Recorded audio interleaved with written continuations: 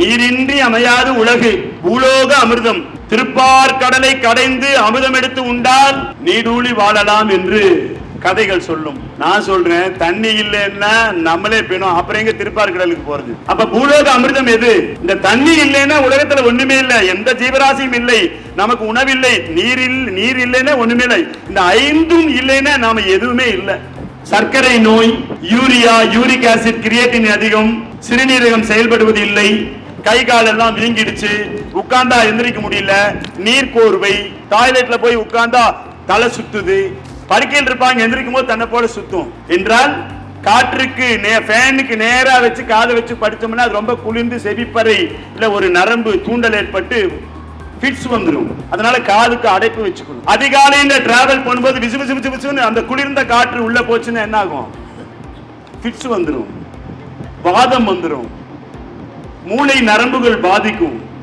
அவற்றில் எல்லாம் இருந்து விடுதலை ஆகணும்னா ஜலமுத்திரை, சிறுநீரகம் நன்றாக இயங்கணும். நம்முடைய இடத்துல என்னைக்கும் அமிர்தத்துக்கு தட்டுப்பாடு இருக்க கூடாது. அமிர்தம் என்றால் தண்ணீர் தட்டுப்பாடு வரவே கூடாது. மாதம் மும்மாறி பெய்யணும். நம்முடைய இடம் நீர் சூழ்ந்த அற்புதமான இடமாக மாறணும். சர்க்கரை நோய் போகணும், உடல் உஷ்ணம் போகணும். ஆண்மை குறைபாடு, பெண்மை குறைபாடு இந்த உஷ்ணத்தினால் தான். மாதவிடாய் ஏற்படுவதில்லை, 2 மாசம் ஆச்சு, 2.5 மாசம் ஆச்சு, அடி வயிற்று வலி, ஒயிட் டிஸ்சார்ஜ், அதே போல ரத்தம் கட்டி கட்டியா போகுது. இதுக்கெல்லாம் என்ன காரணம்? உடம்பிலே ஏற்படக்கூடிய அந்த உஷ்ணத்தினுடைய மாறுபாடு. ஆண்களுக்கு உயிரணு நீர்த்து போதல் அல்லது உயிரணு இல்ல, மொட்டிலிட்டி இல்ல, பல பிரச்சனை இருக்குது. கவுன்ஸ் ரொம்ப கம்மியா இருக்கு, எல்லாமே சரியாயிடும் இந்த ஜலமுத்திரையில.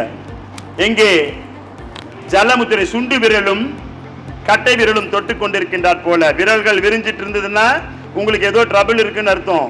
விரியாம 3ம் சேர்ந்து இருக்கணும் பாருங்க. இந்த மாதிரி இப்படி விரிஞ்சிட்டு இருந்ததுன்னா உங்களுக்குள்ள இன்டர்னல் ஆர்கன்ஸ், சிறுநீரகத்தில் ஏதோ பிரச்சனை இருக்குதுன்னு அர்த்தம்.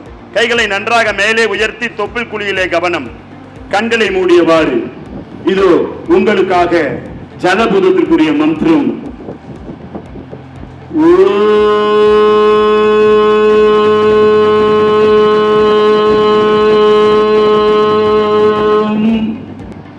அமிர்த தீபம் சமர்ப்பயாமி.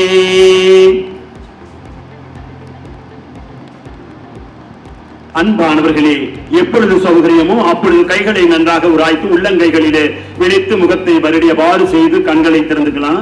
பஞ்சபூத தீபங்கள் ஏற்றப்பட்டிருப்போம், அதை பார்த்து வணங்கிக்கலாம்.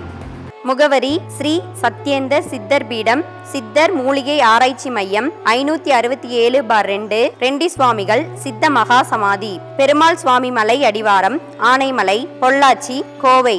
தொடர்புக்கு தொலைபேசி எண் 9344833157.